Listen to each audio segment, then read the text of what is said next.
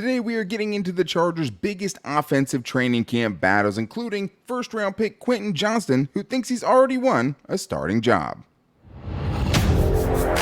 You are Locked On Chargers, your daily podcast on the Los Angeles Chargers, part of the Locked On Podcast Network, your team every day.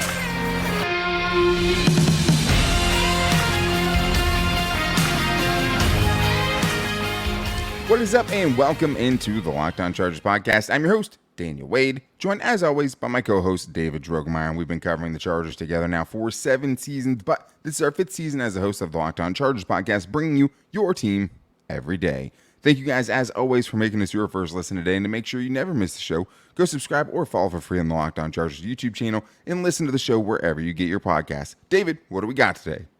Today we're getting into the biggest offensive camp battles heading into training camp. And Quentin Johnston says he's already won a starting job. We're going to get into the running backs, Joshua Kelley and Isaiah Spiller, who's going to get more snaps out of that one. And then the tight end room. How is that going to shake out? We're going to get into it right now. Yeah, I mean, there's not a lot of starting spots up for grabs in this team, on this team right now, because of just they brought back pretty much their entire team from the 2022 season. But a lot of these position battles are going to have a giant impact later on down the season for the Chargers. It always ends up that way. But this episode is brought to you by LinkedIn Jobs. LinkedIn Jobs helps you find qualified candidates you want to talk to faster. Post your job for free at linkedin.com/LockedOnNFL. That's linkedin.com/LockedOnNFL to post your job for free. Terms and conditions apply. So we're a little bit late on this, but a few weeks ago, Quentin Johnston was doing an interview with Elena Flores, who asked a lot of really good questions. Shout out to her. But he was asked what his goals were for the 2023 season. He said, making the Pro Bowl, first of all, I kind of checked my first goal off the list, which was getting the starting position. I ended up getting my starting position early in camp. So that would lead you to believe, David, this is a guy who thinks he's already won wide receiver 3, not at camp, but in OTAs, which seems kind of hard to believe, especially since Josh Palmer was kind of in and out during the OTAs and hasn't really had a chance to fight for that job yet. But what do you think? Is that possible that you think he's kind of just walking in here as wide receiver 3 already? Honestly, I don't know how it is possible. Just to be honest with you, Daniel, because they haven't even put any pads on. I mean, they're probably at this point still trying to absorb the offense, still trying to figure out where they need to be, how they need to execute things. So I just don't know how we can sit here right now before training camp has even started, where they have not played any kind of competitive practices, and sit here and say that anyone outside of the people that we know are entrenched in their jobs are going to be coming in here with the starting spot. So I don't know if I believe that Quentin Johnston is right now already secured a starting spot, just because we haven't even put pads on. Yeah, and I mean, if we're talking about wide receivers, you'd think it's 3 starting spots, right? We know Keenan Allen and Mike Williams are the guys entrenched in that position. Done. Right. But for him to get it during OTA seems a little bit unlikely. At the same time, I think me and you both go into this training camp thinking that Quentin Johnston is the prohibitive favorite to be wide receiver 3. And that doesn't necessarily mean, okay, Josh Palmer or someone like that isn't going to touch the field at all. But what it does mean is just the skill set that he brings in, the resources the Chargers use to get him right, and just what we've seen from him so far. It looks like he looks the part early, and it feels like for this kind of offense to reach the heights we want to see it hit, Quentin Johnston, the team will be better off with Quentin Johnston being wide receiver 3. Well, yeah, I mean, you look at the skill sets that these two players bring to the table, right? I mean, they brought in Quentin Johnston and they drafted him in the first round for a reason, because there's a lot of things that he brings to the table that the existing Chargers offense and, even the wide receiver room more specifically, they didn't have some of those skill sets that he brings to the table, like, his ability to get those yards after catch, his ability to really stretch the field with those long strides. I think this is a guy who still has some things that you can even add to his game as he gets on the football field and continues to play more. I feel like he has the body, he has the catch radius to be able to be a much better contested catch wide receiver. I think there's some flashes there. I think there's a lot of things he brings to the table, and that's the reason why I feel like you are comfortable saying that Quentin Johnston is going to be that guy sooner rather than later. Yeah, and Daniel Palmer from The Athletic actually just came out with a pretty good piece from their wide receiver coach, Chris Beatty, who worked with Mike Williams and helped him get a breakout campaign in 2021, right, where he went off, and now is working with Quentin Johnston, as they put it. in charge of finding the diamond in that rough, right? Polishing that gem, because it looks like all the athletic skill and all those things are there. But it feels like he also could be a little bit behind as far as just getting up to speed. And that's what he's going to be fighting against. I mean, talent-wise, we know he should be on the field. Oh, yeah. He has a lot of things he has to work through to get there, though. But having a different skill set than the other receivers, how much he can be a factor in the red zone, which wasn't really his specialty in college, right? Jump balls and things like that definitely eluded him as a senior or in his last season at TCU. That wasn't really his game. We've seen some highlight catches so far already. We know there's some things that he can do in the red zone, size-wise, that you're not going to get from other people. But I kind of wonder, too, just what can he show during training camp to kind of even eat into the snaps of someone like Keenan Allen and Mike Williams, right? Like, can he eat into those guys' snaps? Can he eat into some of those guys' targets? We know he'll probably have to step up into a bigger role at some point if one of those guys goes down. But can he be that good where it's like he's going to be even, fighting with the top two dogs for, wide receiver 1, wide receiver 2 targets? Yeah, that's something I think is going to be a little bit more difficult. I think just with Keenan and Mike, what these guys bring to the table, and they've done it over many, many seasons. And so I think we can be excited about Quentin Johnston and the skill set he brings to the table, while also kind of tempering our expectations, because, one thing that you like to bring up is that Mike Williams got like 10 catches his rookie season. He just barely played. And so we don't know, although we know Quentin Johnston's extremely talented, we don't know how quickly that's going to affect the offense and how quickly that's going to take place. I think we're confident that at some point that is going to happen, but I don't know how quickly it's going to eat into those two guys. He's going to have to make some very special plays in training camp, and he's really truly going to have to be undeniable. I mean, all the aspects of his game are going to have to be very squared away. He's going to have to be able to run block. He's going to be able to have glue in his hands. He's going to have to do all the little things that the coaches pay attention to, in addition to making a lot of splash plays each and every day to be able to eat into the snaps of those two guys. Yeah, and I mean, having him be there to kind of mitigate potentially the loss of one of those guys if they do go down, I think is huge for the Chargers this year. Yeah. But then I think the question becomes, is this an open battle, right? Like, does Josh Palmer still have as much of a chance to go win wide receiver 3, which is what he was going into the 2022 season? Yeah, I think he definitely should. There's no reason right now why you should hand anyone any kind of starting position, because quite frankly, there's a lot of time in between now and between the season, when it starts. But yeah, Josh Palmer is a guy who has gotten better year over year. I mean, he's literally doubled his production from his freshman year to his sophomore season here in the NFL, and yeah, there's a lot of offensive stars to be able to get the football to, and there's only one football in this offense. But when Josh Palmer was called upon, when he was needed, he was able to go out there and produce adequately. He was able to perform for the Chargers. So I definitely feel like this should be an open competition, and both these guys should have equal right to go out there and battle it out and see who wins. Well, and I think that's part of the reason to me where I could see, even if, Quentin Johnston goes into the season as wide receiver 3, it doesn't necessarily mean he'll be the third most productive receiver on this team. Yeah. Healthy, Keenan Allen and Mike Williams are likely enough to hold him off there. But guess who the most targeted receiver was for the Chargers in 2022? It was Josh Palmer. Did the Chargers go into the last season thinking Josh Palmer was going to get the most targets of any receiver? No, they didn't. I mean, the only guy who had more than him on the team was Austin Eckler, obviously, who had over 100 catches. So he was the guy that had to step up last year and did it while battling through injuries, right? Multiple concussions in 2022 as well, and still was able to go out there and produce. And I just think for him, he's just not – it's hard to find an elite trait for Josh Palmer, right? Whether it's separation, whether it's route running, whether it's contested catchability or speed or anything like that. Like, I don't think he is elite in any of those regards. But I think he's good at a lot of things, and I think that carries a ton of value. And I think just because, I don't necessarily think Josh Palmer is going to win wide receiver 3 doesn't mean I don't think he's going to be getting snaps in 2023, because I think those are two different conversations. And I absolutely think he's still going to be a decent-sized part of this offense. But it's hard not to look at Quentin Johnston and think that is the dude. I'm so excited to see him get out there with the rest of these guys in training camp and just see what this dude can do. We know he has special talent. We know he has special ability. Can he put it all together? How quickly can he put it all together? That's what we're going to start seeing on Wednesday at Chargers training camp. But the next biggest position battle offensively is Joshua Kelley versus Isaiah Spiller. This, to me, David, feels like an open competition, whereas someone like Xander Horvath, drafted by a different offense, a different regime, maybe he's on the bubble heading in, and maybe he's actually just fighting for a roster spot altogether. So we're going to get into that coming up right after this. I do first, though, need to tell you guys about LinkedIn Jobs, because these days, every new potential hire can feel like a high-stakes wager for your small business. You want to be 100% certain that you have access to the best qualified candidates available. That's why you have to check out LinkedIn Jobs, because LinkedIn Jobs helps you find the right people for your team faster and for free. It's not all about just finding someone. You can find people everywhere, but you want to find the right fit. You want to get the person who is going to come in and be the glue person for your business, right? And get somebody who's going to stick around. I know my wife works with commission.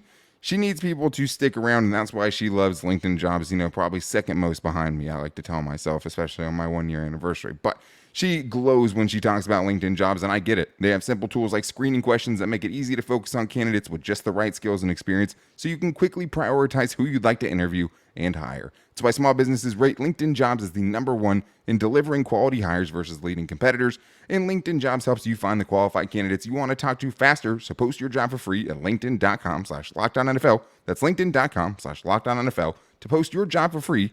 Terms and conditions apply.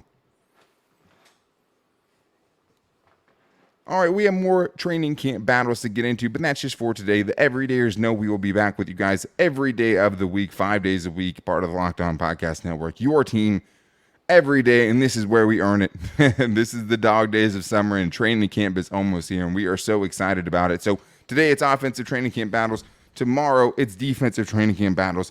Wednesday it's the biggest storylines, getting to see guys like Kellen Moore on the field for the first time with Quentin Johnston, Justin Herbert with his new weapons. Let's go.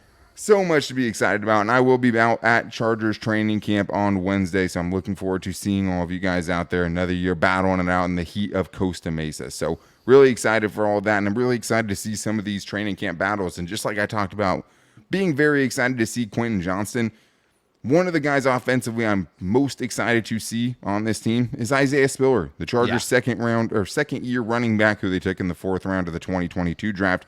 Thought of by most people as the 3rd best running back in that class. Unfortunately, we just didn't get to see it going into 2022. He just had an incredibly small sample size, only 18 carries on the season. So, David, Joshua Kelley versus Isaiah Spiller, to me, with a new offensive coordinator, right? With Joshua Kelley being a lot better, but not really taking that position by the horns last season, this one feels like a very open battle going into training camp, and this is going to be someone who will likely get used a lot.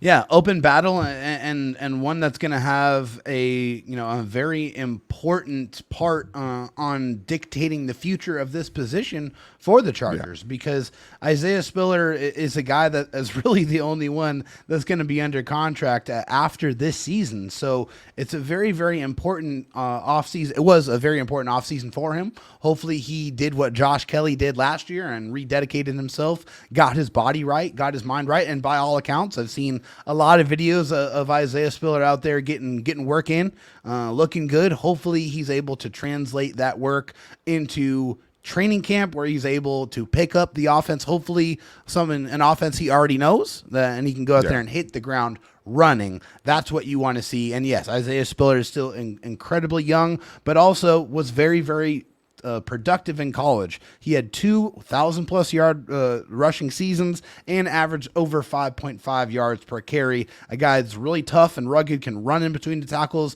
Very, very difficult guy to bring down. I think this is a huge, huge battle, and a big one, especially for Isaiah Spiller. Yeah, and this is a battle that we talked about in 2022 as well, right? Joshua Kelley clearly won the job in 2022. Very had much to so. stare down with me at training camp. That was really weird. David was He standing next definitely to me. did. I was there. I can confirm that. And it was crazy seeing how much better Joshua Kelley looked. And last year, just overall, he looked way more explosive. You know, he averaged a whole yard, per carry over what he had averaged in his first 2 seasons. Never was over 3.2 yards per carry in either of his first 2 years. Was at 4.2 last year. Yeah. But didn't do enough, though, to feel like he goes into this year as just he is the guy. Right. Who the guy is matters, because if you look at what Dallas did last year when Kellen Moore was their offensive coordinator, Zeke Elliott and Tony Pollard each had at least 193 carries last year. Yeah, running back 3, who is Malik Davis, had 38, right? So it feels like, things, they probably won't work out exactly the same here. Sure. Obviously, I think, like Malik Davis isn't, Isaiah Spiller and Josh Kelley, guys you took 4th-round picks on, right? And guys you're Right. going to need in the future. So it's a little different. But it feels like RB2 is going to get a lot of run. Austin Eckler's been asking RB2 to get a lot of run.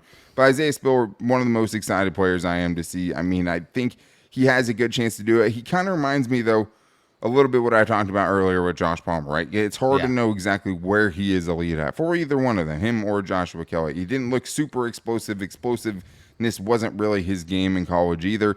Yeah. But I do think what he could help with, though, is the Chargers took a lot of negative runs in 2022. And that's something he seemed to be very good at avoiding, right? Being able to get the most out of every carry, being able to find little slivers when running on the inside and being able to kind of exploit that and burst through the hole and get what he can out of those runs. So I don't necessarily think he's going to be a big home run hitter for the Chargers. Can he do enough? It's going to have a lot to do with, hey, can he pass protect? Is he picking up the new offense in time, right? He's the only guy on the roster after 2023, so I think that is the incentive for the Chargers to give him every shot to go win this job. But I don't think Josh Kelley is going to give it away either, right? Like Josh Kelley, I mean, is looking as good as he ever has last year. If he can stay healthy, if both these guys can stay healthy during training camp, it should be a pretty competitive battle. Yeah, well, and are we even having this conversation right now if Josh Kelley did not get hurt and miss like a month of the season last year because he was looking really, really good. I mean, it seemed like every time he touched the ball, he was getting 5 or 6 yards every single time. And he was breaking tackles. Yeah, I mean, he was doing everything you want to see. You're like, okay, man, it's starting to actually look like the real deal. It's starting to look like what we expected it to look like. And then the injury just stole that time from him. And so these guys got to stay healthy. They have to stay out there. They got to get on the field, and they got to be able to compete every single day. So hopefully they were doing what they need to do to get their mind and their body right so they can go out there and give their best in training camp. Yeah, and I'm really excited just to see what everyone looks like in this new offense, right? What kind of opportunities can be had in Kellen Moore's offense that maybe didn't show themselves in prior years under Joe Lombardi. So I think that's a big part of it too. And then we'll see kind of how the rest of the room shakes out, right? The Chargers kept 4 running backs last year. They also only kept 5 receivers. They also only kept 3 tight ends. If the Chargers are looking for places where they can keep other guys, running back seems like the position that could be kind of deducted from, right? Like they could end up only keeping 3 like the Cowboys did in 2022. The weird kind of wild card in this situation is Xander Horvath, the 7th-round fullback, athlete extraordinaire, RAS score king, right? Yeah. A guy that's a fan favorite as well, a guy that people want to get legitimate carries in this offense.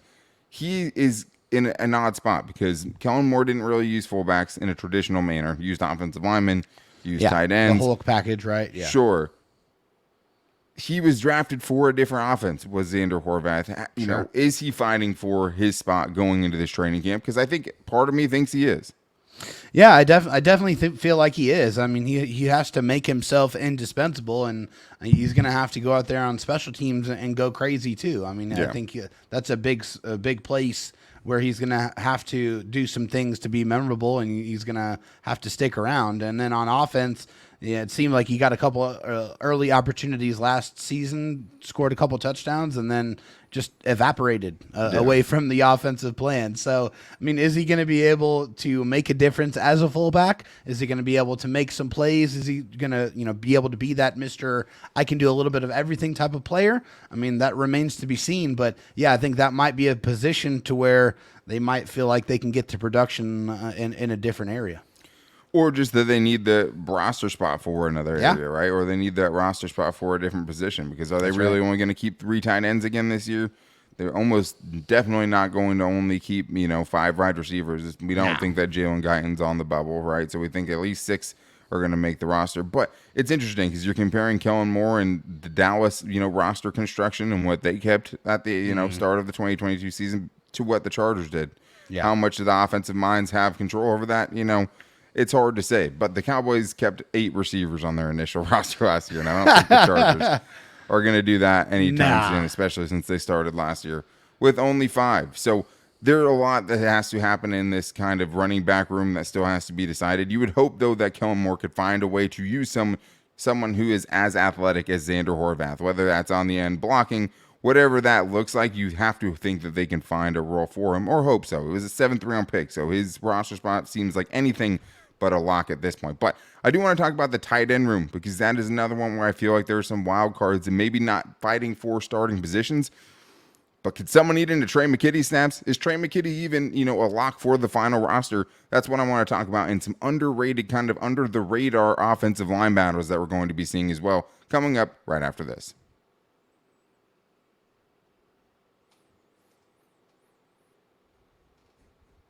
Last year, Chargers tight end Gerald Everett was very good. I mean, especially for what the Chargers signed him for, and the Chargers really needed someone. I thought he was an upgrade over Jared Cook. The problem was we never really got to see the tandem of Gerald Everett with Donald Parham. We knew Donald Parham would be tight end 2. We thought Tre McKitty would probably make a jump from year 1 to year 2. That's not how it played out. We only saw Donald Parham on the field for 6 games in 2022. We saw Tre McKitty get a ton of snaps in his second season, but took a step back from, the words from Brandon Staley's mouth himself, right? So, didn't do enough in his second year. But the Chargers also didn't infuse young talent or, veteran talent into this position group as well. So, I don't think that the starting position is up for grabs by any means. I would even say that Donald Parham goes in as the prohibitive favorite to be tight end 2 for this team. It'd be hard to imagine someone's going to fight him for a legitimate starting spot. Especially since the Chargers went and brought him back on a 2-year deal. But it does feel like tight end 3 and maybe potentially tight end 4, if they are going to keep 4 this year, is going to make a major impact. And it's because Parham missed those games, David. And how many snaps that Tre McKitty got last year, because it's like that's why these depth and these camp battles are so important, because last year you didn't have the right option at tight end 3, and I think you really paid for it because you had to have a guy on the field who didn't seem like he was ready to be there. Yeah, Tre McKitty, listen to me here if you feel like you thought this before I'm about to say it. Cover your ears if you're squeamish. Tre McKitty played 541 snaps last year. That is a ton. And I can tell you right now, if Donald Parham Jr. was healthy for a majority of the season, that number would be drastically less. Donald Parham played 144. So he played 3 times as many snaps as Donald Parham did, obviously. That is a huge problem. That's not something that the Chargers wanted nor needed last year, and it definitely reared its ugly head in multiple different occasions. You have Tre McKitty dropping some easy passes, missing a lot of very obvious run blocks. It just wasn't a good year for him. I mean, he definitely was sent home with a laundry list of things that he needed to improve upon, and this is going to be a big offseason for him, because I definitely feel like right now his spot should not be secured. He should not be a lock to make this roster, because his play last year dictated that he should have to earn it this year. Unfortunately, they didn't build the roster as if they really planned on him having to earn it, right? Right. And we'll see. He was a 3rd-round pick only 2 years ago. He's only going into year 3. We know the guys develop at different timelines, right? It's just hard when a guy comes out and I think shows promise, but shows he's not quite ready as a rookie, but then comes out and takes an obvious step back the next season in year 2.